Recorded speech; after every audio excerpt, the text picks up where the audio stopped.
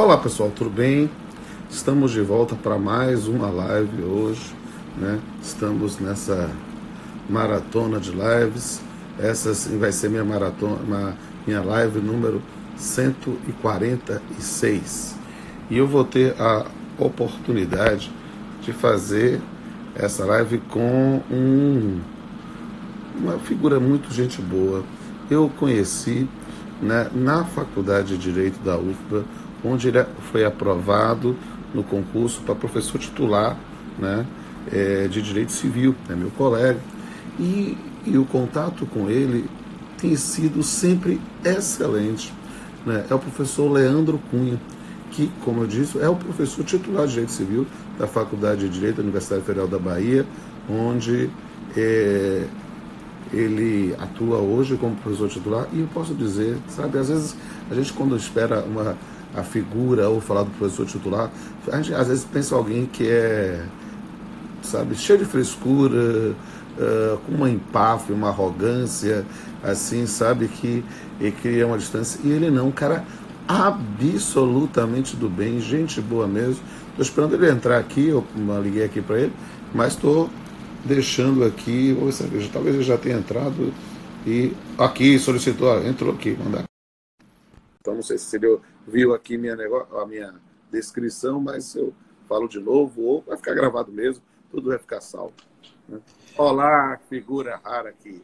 Fala, meu querido. Meu amigo, que bom tê-lo, como é que você está? Eu aprendi nessa minha maratona de lives, essa minha live número 146, desde que eu entrei, ainda vou fazer mais 2 hoje, terminarei o dia como 148 lives. E aí eu estava dizendo, aprendi na etiqueta das lives, que quando a gente abre a live, né, o anfitrião tem que ficar falando, porque o tempo está saindo mensagem para as pessoas saberem que ele já está ao vivo, né? Mas eu acho que nessa abertura, eu estava dizendo aqui para as pessoas que eu vou entrevistar hoje o professor titular de Direito Civil da Faculdade de Direito da Universidade Federal da Bahia. E quando a gente fala assim de um professor titular, às vezes a gente espera alguém arrogante, de uma empáfia, meio metida besta, aqui querendo manter uma distância do mundo. E eu digo aqui, foi quando eu o conheci, né, nesse concurso, já você já nomeado, na verdade já em exercício, e eu vi que ser humano sensacional, que simpatia, alguém absolutamente agradável, que veio efetivamente para somar, trazendo a sua experiência de um outro estado e veio para se tornar parte na UFBA. Nas minhas lives, eu faço sempre uma invocação de uma frase atribuída a Gandhi, né, que é: quem não vive para servir, não serve para viver. E eu tenho a convicção de que você veio para a Universidade Federal da Bahia para servir. E eu tenho, nesse momento, é a primeira vez que eu tenho a oportunidade de descrever você para as pessoas em um ambiente tão público como uma live, que a gente tem sempre mais de 500 pessoas, às vezes mais de 1.000 pessoas. Já fiz live com quase 6.000 pessoas, né? Então, eu quero registrar publicamente a minha admiração e a minha honra e satisfação de tê-lo como colega. E vamos nesse ponto. Boa tarde. A honra é minha. Agora, já me passa a palavra para a gente bater um papinho. A honra é minha de poder falar contigo, um dos ícones do direito brasileiro e o rei das lives, né? A gente já tem essa certeza, principalmente entre nossos colegas da UFBA, que falou em live tem que ter Rodolfo Pamplona. O cara está em 146, Rodolfo, é isso? 146 nesse momento, mas ainda tenho agendado mais 2 hoje, uma às 16, outra às 19, e aí eu fico corrigindo prova, gravando aula e vendo Game of Thrones. Hoje eu vou encerrar. Olha, só para você ver, eu comecei Game of Thrones tem umas 2 semanas, né? Nunca tinha visto. Fred dizia que era um defeito de caráter meu, e aí eu disse, eu vou sanar isso. E acabei de ver, antes de começar essa live, o penúltimo episódio da última temporada. Então, vou terminar a live e ver o último episódio. Vou ver uma metade do último episódio, que aí eu faço a live das 16, e aí depois vejo, por volta de 17 e pouco, terminarei a minha maratona também de Game of Thrones. E, meu amigo, esse período tem servido para a gente colocar algumas coisas culturais em dia também, né? Tem É aproveitado verdade. para ler bastante e tudo mais. Isso, vou fazer uma live sábado, que vem com um produtor cultural, lançou uma frase que achei muito interessante, né? Que a gente está aprendendo a viver sem viajar, aprender a viver sem ir a restaurante, a ir a bar, mas a gente está vendo que o que é essencial, o que importa mesmo é justamente a cultura. A gente tem visto que não dá para viver sem livros, sem filmes, sem música, né? Então, realmente tem sido um aprendizado nesse ponto. E eu quero saber como é. Vamos falar amenidades primeiro aqui. Como é que você Vamos está lá. isolado? Você está onde, meu amigo? Um pouquinho antes de começar esse período ruim de pandemia, de tudo fechado, eu voltei aqui para São Paulo. Eu estou em São Paulo com a família, assim, mais próximo da família, né? Claro. Para poder, na medida do possível, fazer o que é necessário, né? Então, eu tenho feito, assim, coisas incríveis. Ido ao mercado e vindo para casa, e de casa eu tenho ido, assim, da sala para o quarto e no máximo isso. Então, estou bem guardadinho aqui em casa, para não correr risco, assim, né? Em São Paulo a coisa não Fique está tão guardadinho. simples. Fique E guardadinho. aproveitando para estudar, ler, fazer bastante coisa nesse sentido. Aqui realmente está... E a coisa também está feia aqui na Bahia. Eu vou dizer com absoluta liberdade. Eu não... Essa semana completei assim, uma semana sem sair do quarto, né? Porque eu moro no quarto, né? Vou fazer o quê? E aí, de vez em quando, eu descia para pegar alguma coisa de delivery, mas é complicado e a gente fica realmente absolutamente isolado. E quem tem problema de comorbidades, né? Como eu tenho problema cardíaco e respiratório, a gente fica... E já entrei em fases de paranoias. Aqui a coisa está complicada. Mas, pelo que eu conversei com o Pablo um dia desses atrás, que eu conversei com ele falou que você está fazendo live até do hall de entrada. Você está, assim, você tá o rei das lives e está variando, assim, também, né, nesse nível incrível, né? A minha variação é essa. Ou eu faço a live sentado aqui na cadeira, ou em cima da cama, ou no hall de entrada. Só isso. Não tem como fazer, né? Eu agora criei uma variável boa aqui em casa, né? Eu moro num apartamento aqui em São Paulo. Eu simplesmente decidi colocar uma mesa de trabalho na sacada. Eu estou trabalhando na sacada para mudar um pouco de ambiente, que senão a gente enlouquece. Mas eu acho que muito disso também tem a ver com o que a gente vai conversar hoje. Porque, assim, a proposta que você me fez, você falou assim, o que você quer falar? Né? Do que a gente pode conversar de diferente? Eu tinha tido, né, outras ideias, né? Uma das minhas áreas de pesquisa é efetivamente a questão da identidade de gênero, né? Gênero e sexualidade. A gente tem uma revista na Faculdade de Direito exclusiva sobre identidade de gênero, mais especificamente, né? Direito e sexualidade. Está saindo o primeiro volume da revista agora essa semana, se tudo der certo. Terminei de ajustar todos os dados dela, né? A diagramação, tudo mais. Mas eu preferi tratar de um tema que, para mim, ele é extremamente importante, é caro a mim, e acho que é muito pouco discutido hoje. E é um tema que é eminentemente de direito civil. Né? Você que é um cara que joga nem nas 11, você joga nas 11 e ainda está no banco de reserva para caso precise, né? Você trabalha com vários temas. Eu acabei decidindo falar de um tema especificamente de direito civil, né? De direito civil puro, por assim dizer. E a minha proposta nesse nosso bate-papo é falar sobre uma modalidade de divórcio que, como disse, quase não é discutida, que é o divórcio pós-mortem.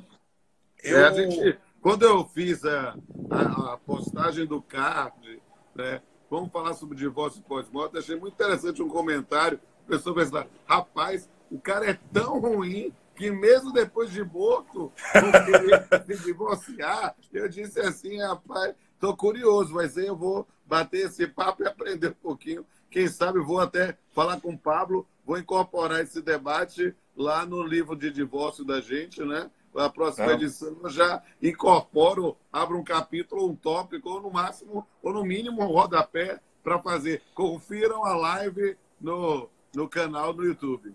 Não, e se quiser também, tem um artigo que eu publiquei na RT, publiquei com uma aluna nossa lá da faculdade, a Vivian Assis, que foi me orientando também, saiu na RT, eu estou com ela aqui, é 1004, tá? Tá na RT 1004. tá? Um dos destaques da RT, fico feliz, Claro. bastante feliz por isso. Mas a ideia basicamente é a seguinte, né? Tentar traduzir o que é o divórcio pós-mortem e depois a gente bate um pouco de papo sobre a ideia como um todo. Sim, claro. Em linhas gerais, a visão com a qual a gente trabalha nesse artigo, isso já foi utilizado pelo TJ de Minas Gerais há cerca de 2 anos. A ideia básica é, como a gente, desde da emenda constitucional 66, que, salvo engano, foi de 2010, o divórcio ele passou a ser entendido como um direito potestativo incondicionado, ou seja, se eu não quero mais manter um relacionamento com outra pessoa sendo casado com ela, eu tenho a liberdade de simplesmente encerrar esse relacionamento sem qualquer necessidade de apresentação de uma motivação, né? Cristiano Chaves e o Nelson Rosenwald usam uma expressão que eu gosto muito dela, né? Que eles trabalham com a ideia de que agora existe uma liberdade de autodeterminação afetiva. É alguma coisa mais ou menos assim que eles colocam. Nesse artigo que nós escrevemos, né, eu e Vivian, citamos também uma dupla que eu gosto muito. Não sei se você conhece, Rodolfo Pamplona e Pablo Estouso e Gagliano. Eu conheço esse rapaz é bom. São bons esses meninos, viu? Eu gosto muito deles. Um é a cara do Bob Esponja e o outro, quando tinha cabelo, parecia como é, seu Barriga da Grande Família. Mas vamos lá. Vamos lá, gostei, vou lembrar disso. Então, qual que é a ideia? A partir do momento que o sujeito faz o seu pedido, né, apresenta o seu pleito de divórcio, manifesta a sua vontade, e, em linhas gerais, a intenção dele de encerrar com aquele casamento está decretada. Qual é o próximo passo? Ele vai precisar fazer esse pleito nas formas oficiais, ou no cartório, ou no judiciário. O grande problema que ocorre é, no cartório, essa questão ela é um pouco menos preocupante do que no judiciário. Mas, uma vez feito o pleito perante o Poder Judiciário, entre a postulação, entre a manifestação do seu pedido e a efetiva sentença, eu posso ter um lapso temporal aí, entre o pedido e a decisão. E nesse lapso temporal, qual é a minha preocupação? Né? E é isso que a gente desenvolve nesse artigo. Se esse sujeito vem a falecer. Porque se esse sujeito vem a falecer nesse tempo entre o pleito e a sentença, no mais das vezes, os juízes têm entendido pela extinção do processo em razão da perda do objeto. Porque aquela pessoa ela já não teria mais, entre aspas, interesse no divórcio, sendo que ela morreu. Só que qual é a grande questão aí? Se esse sujeito não tem o divórcio decretado, o, aspas, ex-cônjuge nessa história, ele continua sendo herdeiro. E isso vai ter consequências bastante graves em inúmeras searas pós-mortem. Ou seja, direitos sucessórios, questão de pedido de indenizações, enfim, todos os pleitos que uma viúva tem direito e que uma ex-cônjuge não tem, serão afetados por essa história, por essa questão. Então, a grande discussão aqui é entender em que momento a manifestação de vontade do indivíduo passa a ter força. E qual é o valor que a gente vai dar para essa manifestação de vontade. Quando a gente tratou desse tema, um dos pontos que, para mim, foram mais... que facilitaram mais a compreensão disso, né, nessas discussões, é que eu, lá atrás, bem lá atrás, a minha especialização foi em processo civil. Aqui na PUC, em São Paulo. E isso no Código de Processo Antigo, claro. E quando eu fiz o meu trabalho de conclusão lá da especialização, eu trabalhei com o tema, eu escrevi sobre, né, àquela época, do julgamento antecipado da lide. Só que era uma ideia de um julgamento final parcial. Eu sei que parece redundante, mas a ideia até é usada hoje em dia. Se eu tenho dentro do processo uma situação em que não há mais o que se discutir, a decisão interlocutória do juiz ela não seria uma decisão interlocutória, ela seria uma sentença. Ainda que uma sentença no meio do processo. Eu sei que é estranho a gente falar disso, mas é a ideia do julgamento antecipado de parte incontroversa da lide que a gente usa, basicamente, hoje em dia. Se a gente tem essa ideia, e aí eu trago um pouco dessa informação para essa conversa de hoje. Se eu paro para pensar que, a partir do momento que o sujeito faz o seu pedido, e o pedido é distribuído, por exemplo, lá no fórum, qualquer segundo após isso, a decisão do divórcio dele não foi dada não por culpa dele, mas por culpa do Estado. Uhum. Será que ele, os familiares, enfim, os demais herdeiros, podem ser penalizados em razão dessa, e mais uma vez abro aspas, dessa leniência do Estado?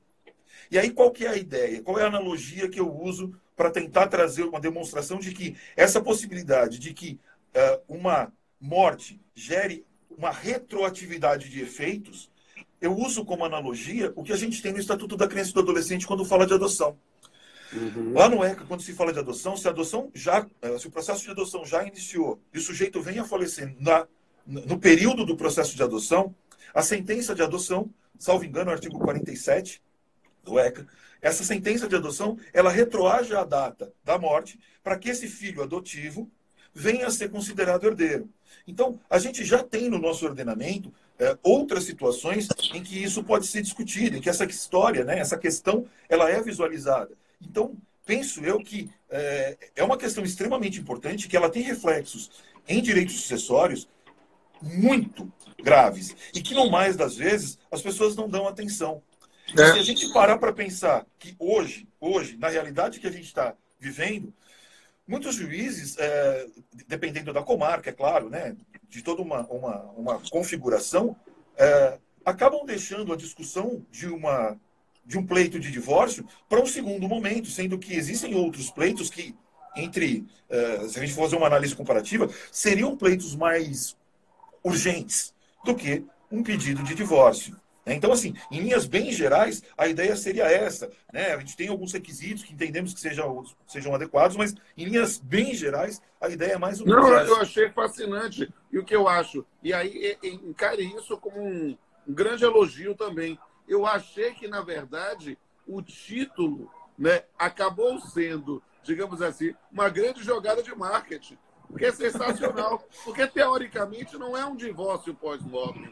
Teoricamente, na verdade, é um reconhecimento pós-mortem de uma ocorrência de um divórcio, né? Ou seja, Exato. Um reconhecimento judicial pós-mortem de uma consumação de um fato, né? E produzindo os efeitos do divórcio. E isso é que é sensacional, porque, claro, essa é uma questão extremamente relevante, pode não ter tanta construção jurisprudencial, mas tem muito suporte fático, porque na prática o juiz faz o quê? A extinção do processo sem resolução do mérito e o ex-cônjuge ou a ex-cônjuge fica como viúva e viúva. Só que é preciso verificar que, justamente por essa demora, muitas vezes relações afetivas se estabelecem pós o desfazimento de fato do casamento e, na verdade, o indivíduo, o sujeito, o homem ou a mulher que vem a falecer, já tem um novo companheiro ou companheira.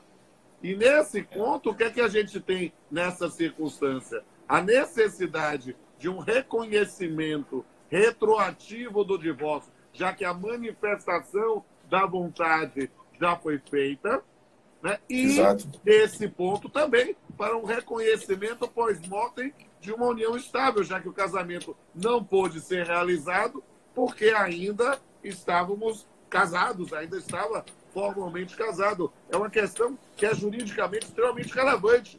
Mas aí eu vou fazer já um brainstorm. Eu estou aqui para aprender, e aí eu acho que é bem interessante e vou incorporar esse tipo de reflexão também na próxima edição do Livro com o Pablo. Me lembre, quando eu estiver fazendo, vou bater para... me lembre lá. Aí vou colocar, vou puxar lá, vou puxar seu artigo, Eu adoro fazer referências eletrônicas, né, e de vídeos dos livros. Pablo até hoje já gosta. No começo ele estranhava, ele é mais conservador. Mais reticente, né? Aí, só para constar, só para facilitar então essa nossa bate-papo, quais são os requisitos assim que ordinariamente eu entendi viáveis quando escrevi esse artigo com Vivian há pouco mais de um ano? Assim, são 3 pontos, mas tem 2 pontos que podem gerar alguma discussão.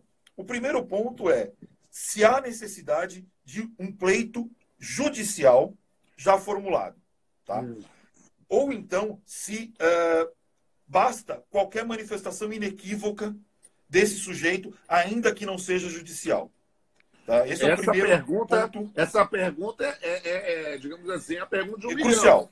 Por quê? Porque nesse ponto, a depender da sua resposta, nós vamos poder também discutir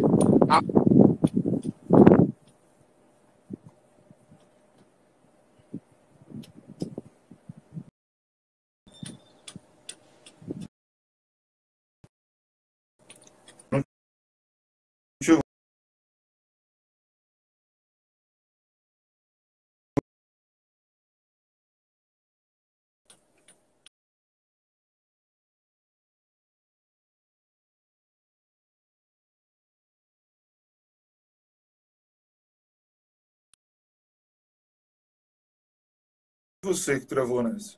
Voltamos. Voltou,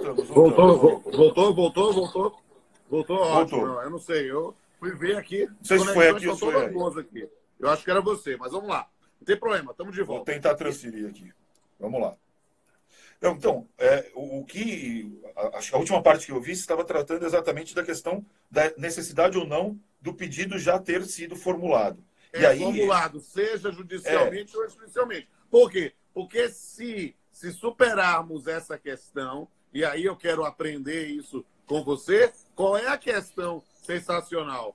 Pode ser, se você supera essa questão da dedução da formulação, consequência, é possível sim haver um reconhecimento de um divórcio pós-mortem. Ou seja, o indivíduo saiu de casa, já está morando com outra pessoa, já está numa situação de uma constituição de uma união estável ou uma situação de fato. E aí o que acontece? Ele vem a morrer, mas ainda não se divorciou, nem declarou isso perante um cartório ou algo do gênero. Por quê? Porque não teve tempo, porque as pessoas acabam querendo viver as suas vidas e menos buscar as formalizações inicialmente. Sim.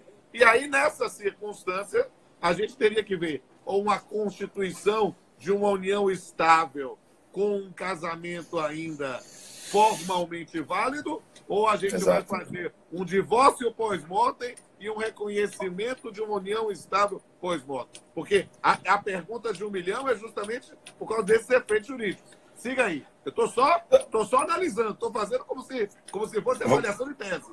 Bora lá, vamos brincar. Mas o interessante é a gente notar que, se formos estabelecer uma analogia bem simplória, quando se trata de união estável, essa discussão ela acontece de uma maneira ainda que diferente, mas ela acontece. Esse sujeito vivia ou não vivia ainda com aquela pessoa com quem ele estava. Então, essa discussão, na hipótese de união estável, ela já existe.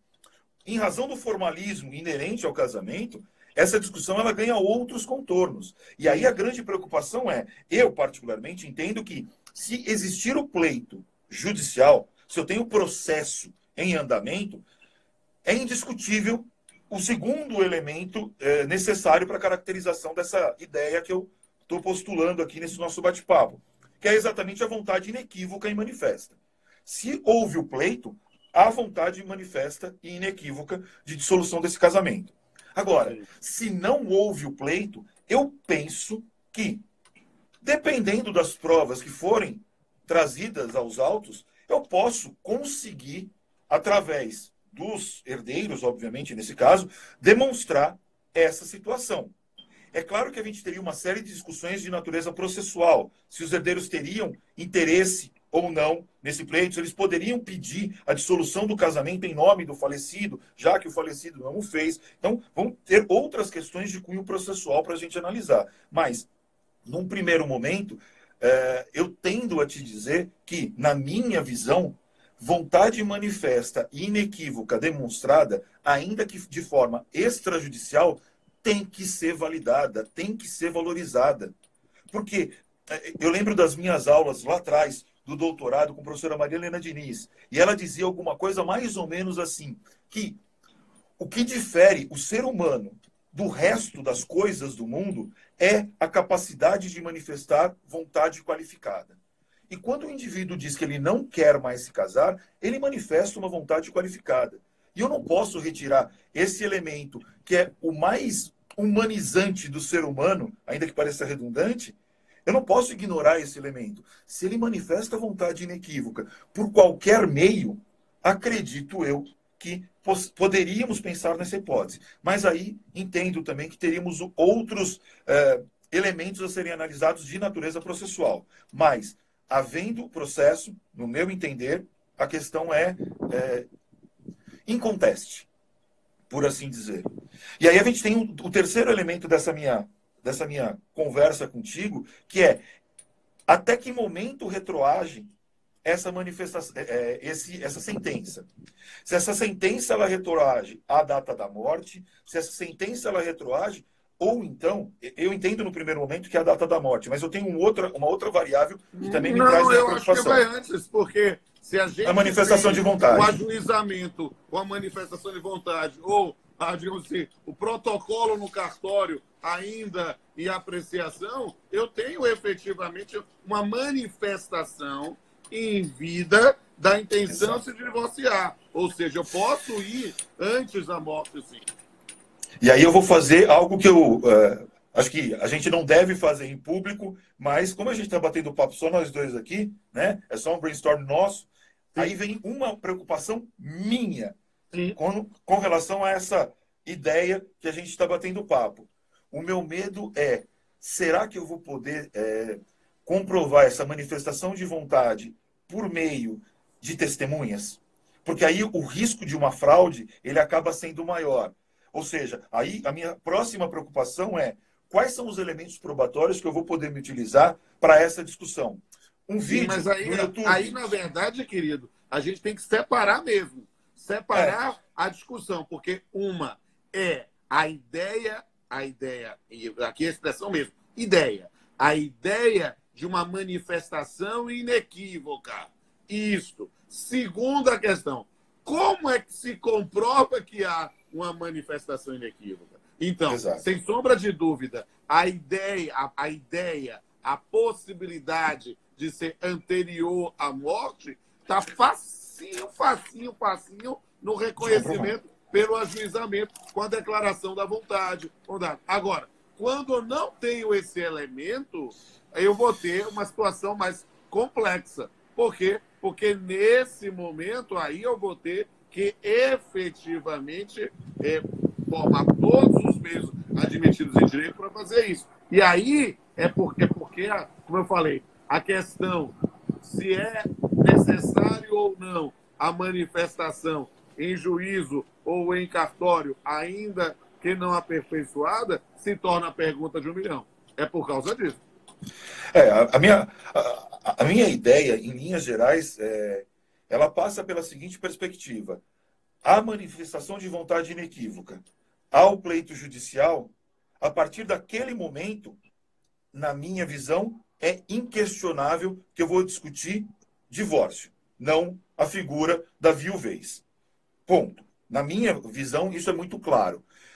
O que me preocupa são essas pequenas variáveis que a gente pode atrelar a essa ideia que fugiriam dessa situação mais dura que eu acabei de trazer. Ou seja, pleito ainda não realizado judicialmente, tá? Ou perante o cartório, só que no caso do cartório seriam aquelas hipóteses que a gente vê em exemplo de livro, né? O sujeito chega ao cartório, está com tudo formulado, antes de assinar, ele morre, né? Mas assim, em linhas gerais, a ideia é essa. As minhas preocupações, elas... talvez isso seja até um pouco de arrogância minha. Na minha cabeça, é tão tranquila a ideia de que esse pedido tem que ser entendido como um divórcio e não como uma extinção em razão da morte do indivíduo, que eu já começo a pensar nos outros problemas que eventualmente podem surgir daí. Mas o modelo estándar desse raciocínio é feito o pleito, bateu, ele entrou no judiciário, eu já não tenho mais o que discutir. Se esse sujeito morrer dali 1 dia, 2 dias, 10 dias ou 6 meses, inquestionavelmente eu estou falando de divórcio com todas as suas consequências e não da hipótese do sujeito ter falecido e, em razão disso, ter terminado o casamento. Você já viu que eu fiquei muito receptivo, muito simpático à ideia. Mas aí eu vou seguir um dos métodos que eu utilizo como professor de metodologia lá no PPGD, que é justamente trabalhar com a questão de a tese jurídica na medida em que eu possa falseabilizá-la, que eu possa contestá-la, justamente porque senão é dogma. Então eu preciso confrontar isso. Essa ideia é muito interessante. Agora, nós vamos ter que verificar a primeira questão, a produção dos efeitos. Por quê? Porque parece-nos que a gente tem que sempre admitir que esse divórcio pós-mortem é uma situação que tem de ser encarada sempre como uma situação excepcional. Parece óbvio, mas por que eu preciso dizer isso? Porque senão a gente vai querer aplicar a mesma ideia para o divórcio quando as pessoas estão vivas.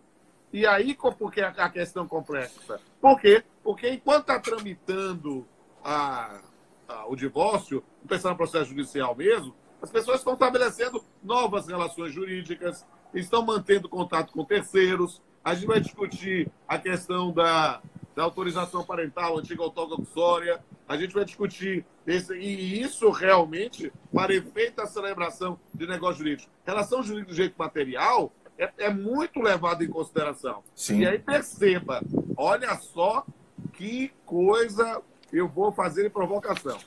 Manda O lá. casal, o ex-casal, vamos dizer assim, o ex-cônjuge apresentam a pedido de divórcio hoje e o divórcio demora algum tempo. Só que aí um deles quer constituir, comprar uma casa, ele precisa dar autorização parental nesse ponto, ou autorização marital, né, conjugal, nesse ponto da conjugal. E aí, nessa circunstância, vai produzir efeitos.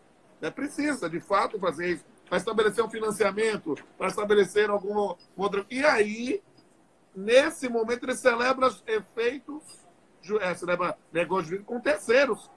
Se a gente começar a imaginar que o divórcio vira declaratório porque simplesmente houve a manifestação, a gente pode botar sarna para se coçar. Na verdade, então é constitutivo com a possibilidade excepcional de efeitos ex nunc.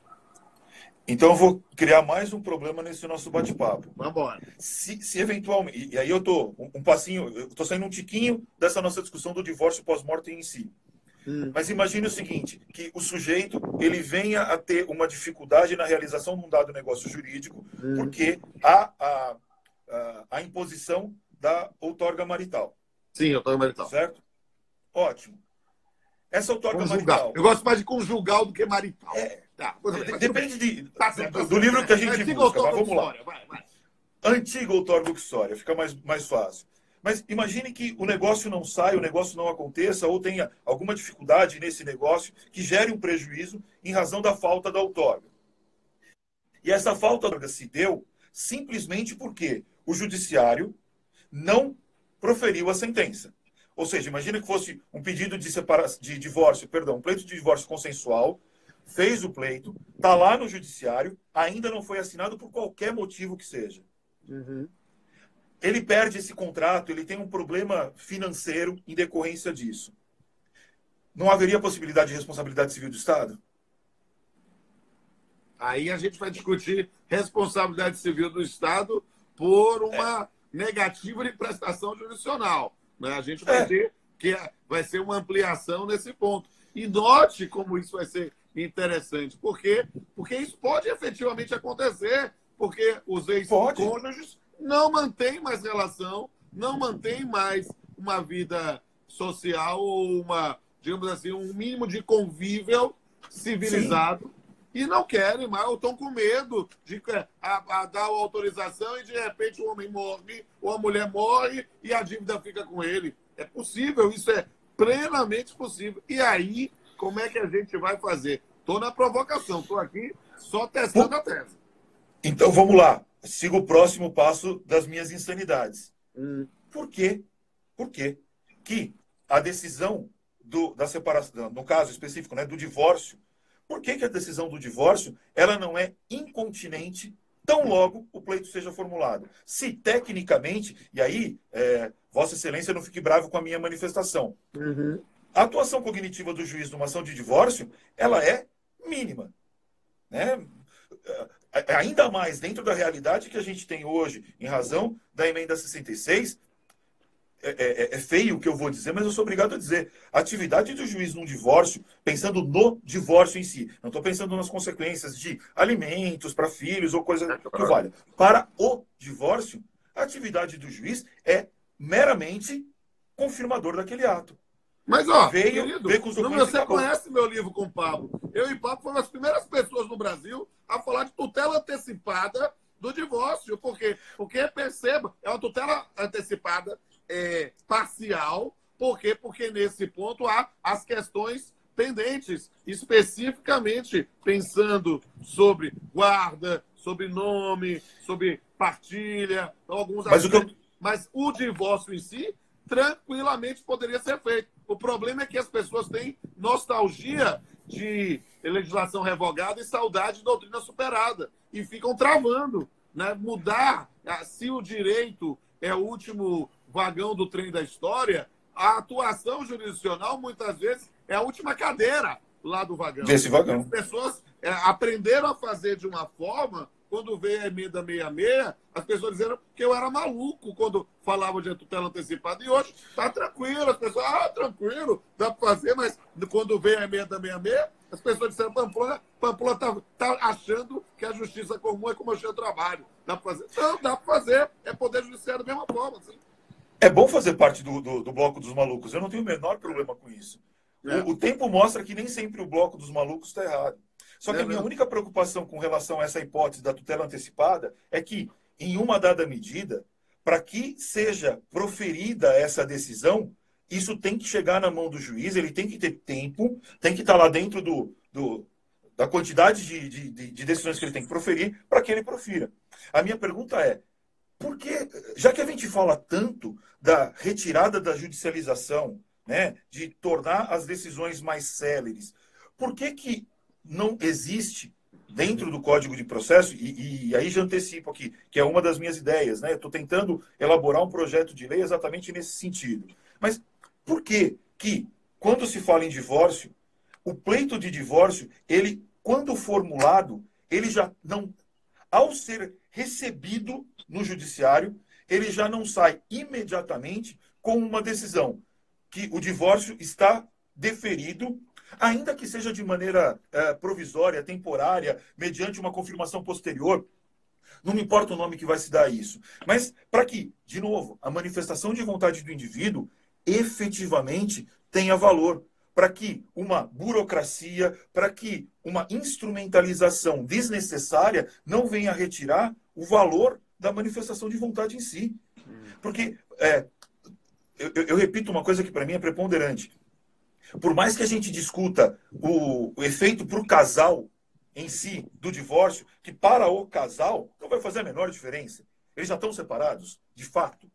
A grande questão é as consequências jurídicas no processo sucessório, por exemplo, ou no acesso a benefícios previdenciários.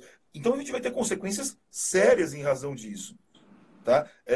Acho que o aspecto monetário dessa conversa, ele acaba sendo um aspecto relevante. E, que fique claro, acho que é bem evidente nesse nosso bate-papo que nós sabemos que existem tutelas antecipatórias, nós sabemos que existem produções antecipadas, tudo isso a gente sabe.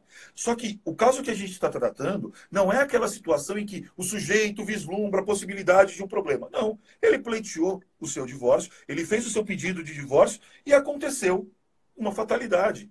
Esse indivíduo veio a morrer. Será que... eu não tenho como imaginar que esse indivíduo pudesse pensar, olha, eu vou mover uma medida antecipatória, qualquer... Não. Ele fez o seu pedido de divórcio, esperando que o divórcio saia, sem conceber a ideia de que ele poderia vir a falecer dali 1 dia, 2 dias, 10 dias, ou em qualquer momento antes dessa sentença. Acho que a grande... Vamos chamar assim, isso seria um divórcio express, né? Pensando justamente nessa ideia de satisfazer a intenção, a manifestação das partes naquele momento e deixando as outras questões para verificar depois. Sabe o que às vezes eu tenho a impressão, Leandro? Me permita assim, puro brainstorm mesmo, assim. Então, pensando mesmo nesse ponto.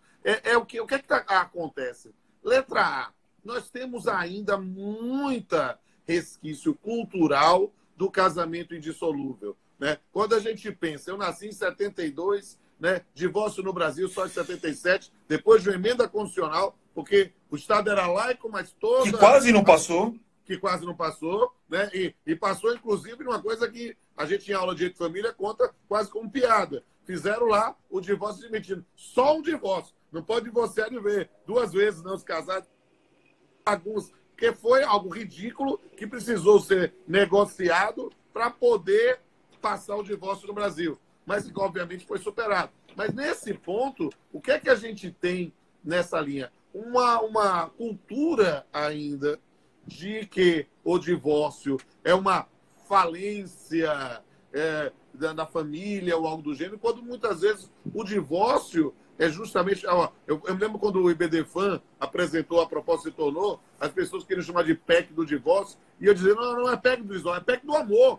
Porque quem se divorcia não está pensando só em se livrar de um traste. Não, às vezes não é nada disso. A pessoa se divorcia porque ela tem a esperança de poder encontrar a felicidade, encontrar o amor, né? O divórcio é a vitória da esperança sobre a experiência. É uma libertação nesse ponto. Sim. E aí o que é que a gente precisa entender? Que dentro dessa linha, né, as pessoas ainda se apegam àquele formato. E por isso tem só a simples reconhecimento de que o divórcio é o exercício de um direito potestativo. Meu amigo, eu mesmo, porque a gente fez o livro sobre a emenda 66 antes de sair. Estava tramitando, a gente, quando saiu, publica. Foi aquela coisa assim, então escrevendo o livro de família na época. E lembro que a simples enunciação desta afirmação de que era exercício de direito potestativo, na época, as pessoas olhavam ressabiadas para a gente. Então, na verdade, é um aspecto cultural mesmo que precisa ser enfrentado. Mas siga aí, estou falando demais. Vamos lá. Não, tá ótimo. Acho que isso ajuda a gente a construir a ideia. E uma coisa que é importante notar é que a gente não está falando que a família está degringolada, que houve um problema na família, não está impondo o divórcio, não está falando nada disso. O que a ideia do divórcio pós-mortem, ela é simplesmente fazer com que o judiciário reconheça uma situação de fato. Ou seja, a família já terminou, esse casamento já terminou, o divórcio já foi pleiteado. A nossa questão, ela, por mais simplório que possa parecer, no final das contas, nós não estamos falando de divórcio aqui. Nós estamos falando de efeito da manifestação de vontade. Ponto. Nós estamos falando do tempo que o judiciário leva para proferir uma sentença em um determinado caso. Nós estamos falando de uma situação em que não há contencioso. Mas até mesmo no divórcio, os juízes têm feito ação de audiência de conciliação. Eu não sou juiz, cada juiz faz o que acha que tem que fazer, mas na minha cabeça, no primeiro momento, da minha experiência como advogado, principalmente em divórcio, a audiência de conciliação só serve para arrumar mais problema. Mas, ainda que a audiência de conciliação no divórcio, que fique claro, fosse servir para alguma coisa, ou a falta dela fosse gerar alguma consequência ruim, nada impede que essas pessoas venham a se casar novamente. Não vai haver prejuízo. A questão aqui, no caso concreto, é o sujeito do exemplo que nós estamos usando, ele morreu. Ele não tem como voltar a viver com aquela pessoa. A manifestação de vontade dele foi dada. Mas eles voltaram a viver em conjunto depois do pleito de divórcio. Então, vamos fazer prova disso, vamos tentar entender o que aconteceu. Talvez, nesse caso, poderíamos discutir aquela hipótese de se conceder o divórcio automaticamente e, posteriormente, ele vir a ser validado, convalidado, use o nome que se quiser usar.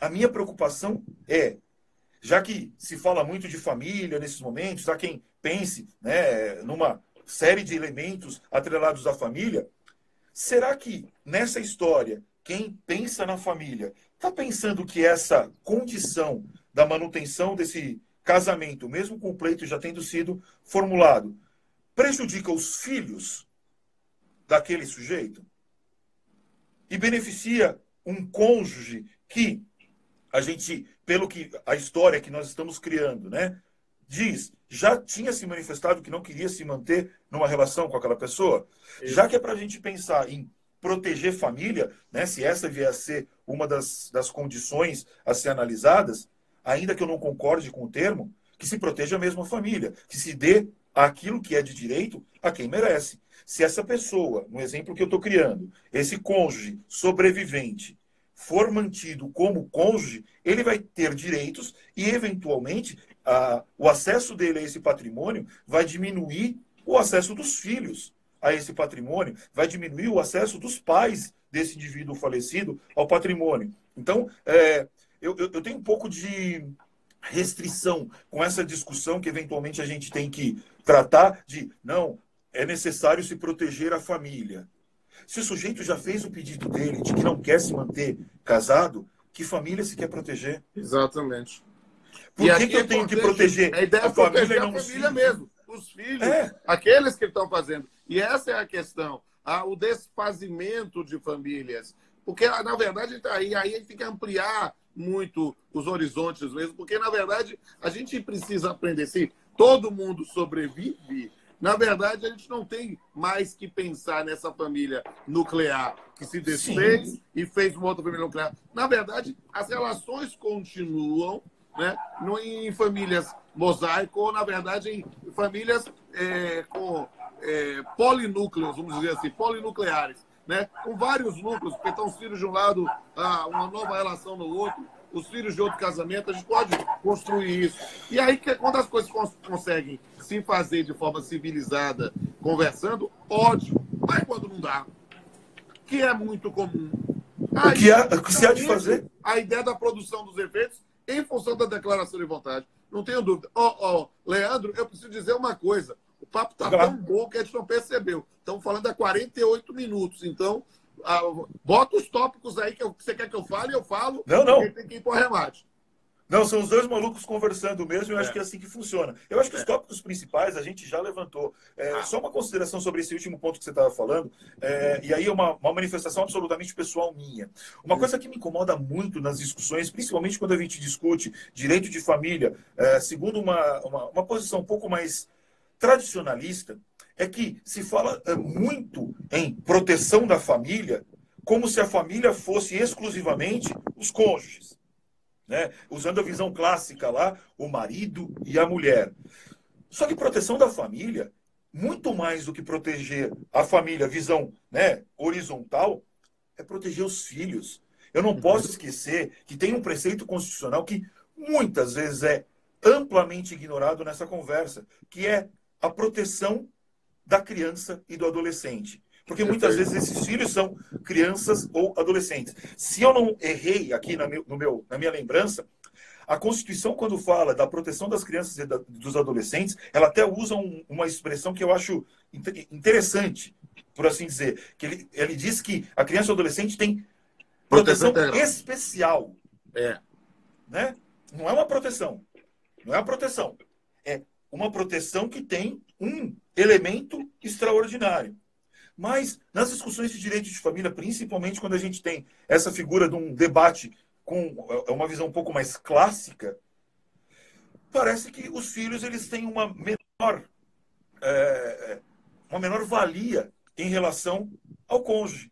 Isso, para mim, é uma coisa que me incomoda muito. Me incomoda profundamente. Eu costumo dizer que, e isso está em alguns poemas meus, né, relacionamentos terminam, mas filhos são para sempre. Então, é preciso entender, se há um núcleo efetivo que é família, é na nossa relação com a nossa ascendência e descendência. Vou correr o risco de apanhar mais tarde, quando minha senhora chegar em casa aqui para conversar comigo. Mas, na sociedade, hoje em dia, cônjuges são trocados. Cônjuges deixam de existir. Cônjuges passam a não ser mais cônjuges. mas filhos serão eternamente filhos. Filhos serão A gente tem inúmeras consequências. E acho que um dos pontos que mais me toca nessa discussão do divórcio pós-mortem é exatamente que o reconhecimento do divórcio pós-mortem é necessariamente a valorização do direito dos filhos. Essencialmente é isso. Aí alguém pode dizer, mas você está pensando então em desproteger o ex-cônjuge? Não. É aquilo que a lei fala. A lei fala que ex-cônjuge não tem direito. A minha discussão é, será que é certo eu só chamar o sujeito de ex-cônjuge depois da sentença, sendo que eu já tenho manifestação inequívoca e inconteste? Talvez esse seja o ponto. Na minha visão, é algo que falei um pouco antes nesse nosso bate-papo. A nossa conversa aqui, ela não é sobre divórcio, ela não é sobre sucessão, ela é simplesmente sobre a força que tem a manifestação de vontade do indivíduo. Perfeito. Qual é o valor que o judiciário confere à manifestação de vontade? A autonomia das vontades. Porque o que me incomoda demais, e acho que eu estou muito incomodado nesse nosso bate-papo, mas o que me incomoda demais é a legislação, o judiciário, em acharem que, por serem os detentores do poder, vão prevalecer sobre a manifestação de vontade do indivíduo. Nesse caso em que a lei fala expressamente que basta a manifestação de vontade do indivíduo. É essa a visão no final das contas. Meu querido, o sinal já está começando a ficar fraco, porque já está perto de passar aqui de uma hora. Final. Mas eu preciso dizer, mais uma vez, está assumido aqui o compromisso público, próxima edição do livro de Divórcio Meu com Pablo, vamos incorporar um tópico ou um capítulo sobre divórcio pós-mortem, fazer todas as referências a essas ilações, porque me parece um tema da mais alta relevância da indagação jurídica. E, mais uma vez, quero registrar aqui publicamente para todo mundo, essa live aqui bombou, nós tivemos aqui simultaneamente uma média de 100, 120 pessoas, então com certeza acho que ao todo vão dar mais de 600, 700, depois eu digo o número preciso para você, a gente vai ver daqui a pouco, mas dizer para todo mundo que está nos vendo agora, ou quando essa live estiver lá no Instagram, ou nos meus canais no YouTube, da minha profunda admiração, honra e satisfação de tê-lo ao meu lado no Aniversário Federal da Bahia. Você é o cara. Muito obrigado, meu amigo. O prazer de poder te chamar de amigo. Alô? Eu que te agradeço e acho que estão me ouvindo aí, cara, ainda? Eu te agradeço demais. Eu te agradeço demais pela possibilidade desse bate-papo e pelo carinho que você sempre teve comigo. Isso é uma coisa que só os grandes têm. Quando eu me apresentei para você, a gente não estava nem na faculdade e talvez você nem se lembre disso. A gente estava num evento do IBD Civil e foi uma coisa que memória comigo é dom e maldição, meu amigo. Eu não esqueço. E eu lembro que foi uma coisa assim que me marcou muito, porque assim, foi no ano que eu tinha tomado posse, ninguém me conhecia, eu era o professor que dava aula em universidades particulares em São Paulo e virei professor titular de uma das maiores universidades do Brasil. E eu me lembro disso muito claramente. Você deu uma palestra nesse dia, e nesse dia, a hora que você foi começar a sua palestra, uma das primeiras coisas que você falou foi, e você não me conhecia, a gente tinha acabado de se cumprimentar. Você falou lá no palco, na frente de todo mundo, que você queria agradecer a presença do professor titular. Então, assim, um cara do teu tamanho, com a tua humildade, com o teu carinho, eu só posso agradecer a felicidade de poder dizer para as pessoas que eu sou seu amigo. Obrigado, meu querido. E a gente continua junto, quem sabe, fazendo outras lives e outros projetos.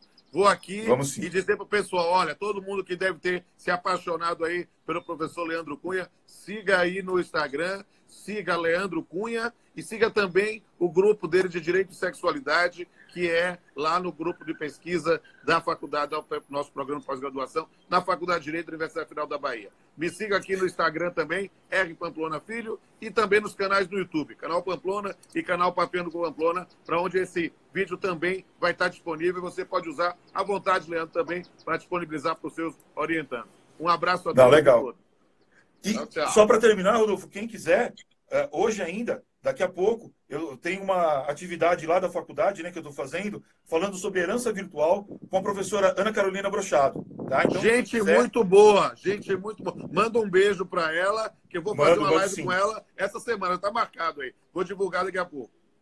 Quem quiser lá no meu Instagram tem lá o link de entrada, né? É pelo Team Link. Então, daqui uma horinha a gente começa. Então, quem quiser acompanhar, também convidados. E você também, mas eu sei que você tem mais 718 lives nos próximos minutos. Irmão, muito obrigado mais uma vez. Abraço. Tchau, tchau. Obrigado pela presença de todos. Tchau, tchau.